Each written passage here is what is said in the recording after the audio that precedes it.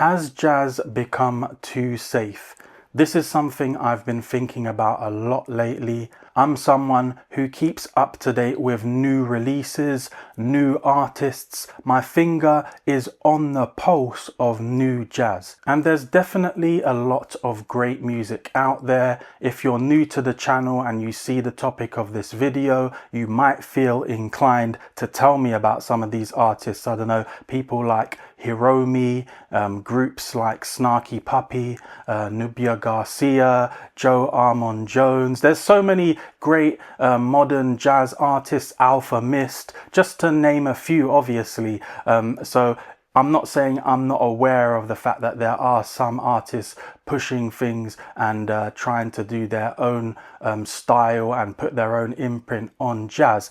But with that said, there is a big portion of new jazz music that just seems to lack that spark and seems to lack that certain something. You can listen to it, but it's the kind of jazz music that doesn't necessarily stay with you. And when I say it's missing that spark, I'm not necessarily saying that the music is bad. It can be technically sound, but it would lack that emotion and character that I'm looking for. The artist may not be pushing things quite far enough. In many cases, it's quite hard to define what's missing, but you just know when you listen to it that something isn't there. And one of the factors that I think contributes towards this is the rise of virtuosity as a focus. If you go onto TikTok or Instagram or YouTube Shorts, where short form content is the main thing you'll be looking at, I come across a lot of instances where musicians are showing off their technical ability. So rather than actually focusing on the music or a song, we're getting to see people perform impressive licks or impressive technique on various different instruments. And of course that lends itself to short form content. If you're looking at something for 30 seconds, maybe a minute, for you to just see someone playing amazingly on their instrument, it's that quick hit of excitement, that quick hit of intrigue to check that out. And sometimes I wonder if musicians are finding that within this current social media climate that they need to show off that virtuosity rather than investing their time in creating music or projects that are a bit bigger than just those one-hit shorts. Sometimes as a listener or a viewer, it can feel like we're rewarding impressive playing rather than meaningful music. To be fair, I think as listeners, we are sometimes conflicted. On different days and at different times, we're looking for different things. On some days, personally, I might want to listen to some genre-bending jazz fusion, and then on other days, I might want to listen to some straight-ahead jazz. It's just how it is. It depends how you're feeling in the moment and what you're in the mood for. And also as listeners, I think we get caught up in the comparison trap. On some days when I'm listening to new jazz, I might be thinking, this is just a weaker version of Miles Davis. Or I may think, this is just a watered down version of Herbie Hancock fusion.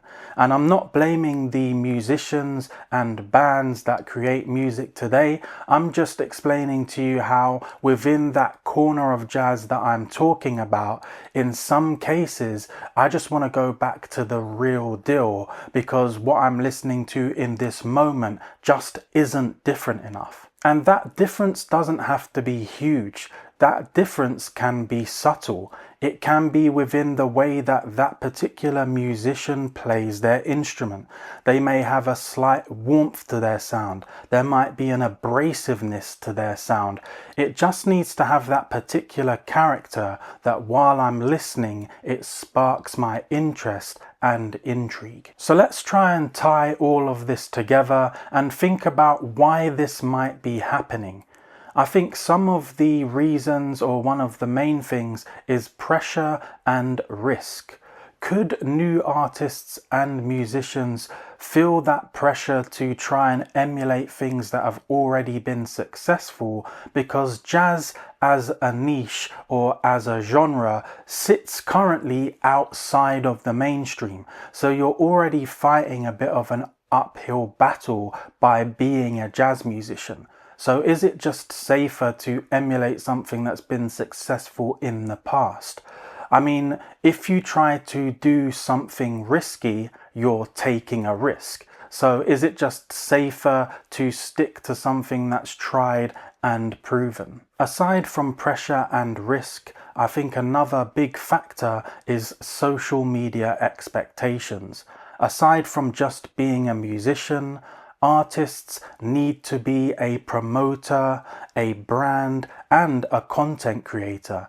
And I think what happens here is that focus I mentioned earlier about short form content. I feel a lot of artists probably feel the pressure to not focus on an album or focus on their musical identity or a musical project they might want to work on. They need to factor in time to stay visible on social media, creating short form content, maybe like I mentioned earlier, doing technical videos showing off their musical virtuosity. And so I feel like it takes you away from that creative side of being a musician and makes you into this almost machine that has to cover all these different areas, which I think spreads you thin and maybe, as I say, takes you away from your pure creativity. And the third element here that I think is quite relevant is that the label dynamics have changed. Record labels used to build artists up, whereas today I think there's more of an expectation for the musician to already be carrying a following and a presence online.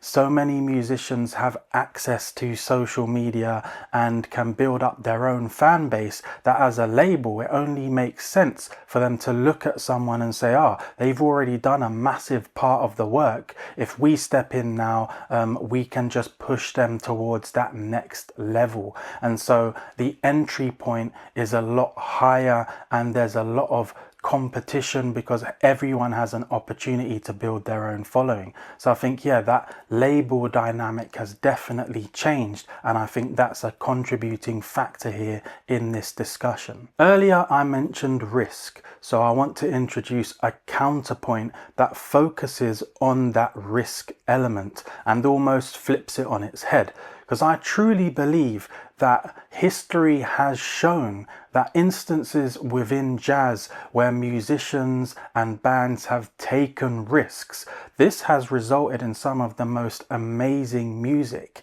Think back to the 1970s when jazz was going through a lot of changes and you saw the introduction of jazz fusion, where you saw this combination of jazz, rock, funk and other genres all coming together as a hybrid. I mean, that's some of my personal favorite music from those times. Also, along with that, you had the inception of more electric instruments, the electric piano, synthesizers, and other sounds and instruments were modernizing, and it was giving the music a different sound and different dynamics. And I think out of that we've got some fantastic albums and projects. So that is a very good example, I think, of where risk can really pay off. Risk can really start to shape the future of a genre, or just take it in a completely different direction and add these sort of octopus legs to something that was once a bit more straight and linear, where we had like straight ahead jazz and the more traditional sound of classic acoustic based jazz. We started adding on all these different new modern sounds, and sometimes I wonder if there needs to be some sort of new wave now that takes jazz in a new direction. I don't know if that's even possible, whether so many facets of music have been explored and so many different genres have been explored. I'm not totally sure, how easy or possible that would be. And to be honest, a lot of jazz now, when you think about it, is a massive hybrid, right? Like, you've got the introduction of like hip hop, R&B, soul, with jazz, with rock, with popular music. Some of it is such a mishmash now. In a way, sometimes you could say it's almost lost its direction a bit.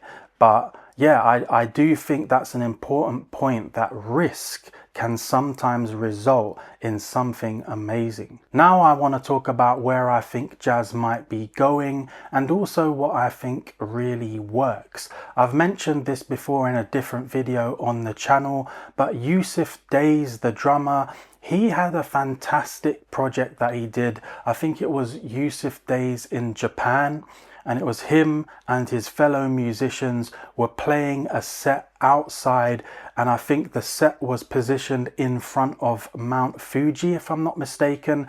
And so you've got this incredible backdrop. They're in Japan, they're soaking up that Japanese culture, and they're playing jazz music in this fantastic location. And he did a video about it. It's on his YouTube channel, I think, and it's almost like a documentary. So you're getting all of those elements that I mentioned earlier. You're ticking the boxes for social media. You're ticking the boxes for content, right? You're creating a video that you're sharing on YouTube. But there's so many things involved with this that it just feels like a complete creative journey.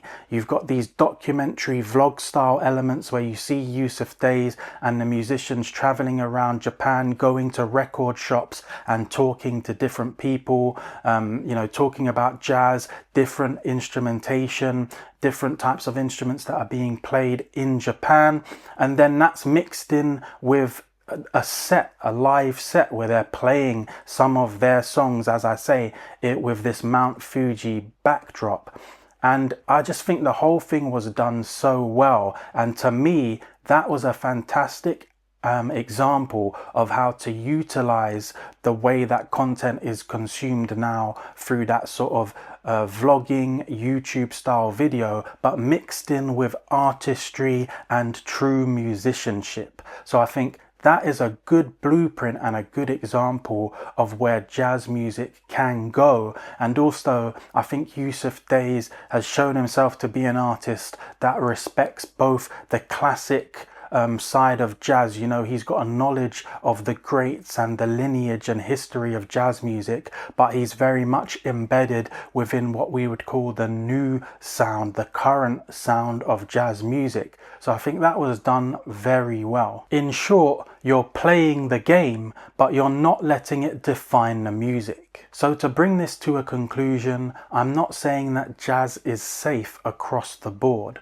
but I'm saying that I can see pressure on artists and musicians that may be influencing the decisions they make.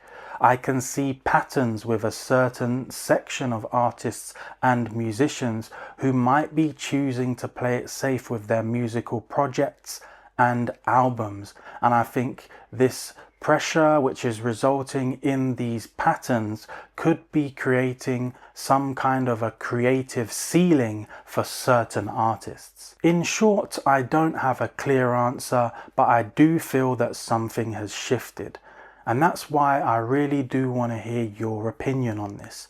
Do you think that jazz has become too safe? Be sure to leave a comment below and let me know your thoughts. Also, let me know what you thought of this video. I know it's a little bit different to my other content, a little bit more off script. So if you enjoyed this and you want to see more videos like this, make sure you let me know. If you want to continue hanging out with me here on the channel, I will pop a video in the corner for you to click on now. Other than that, I'd like to say thanks for watching, and I'll see you in the next one.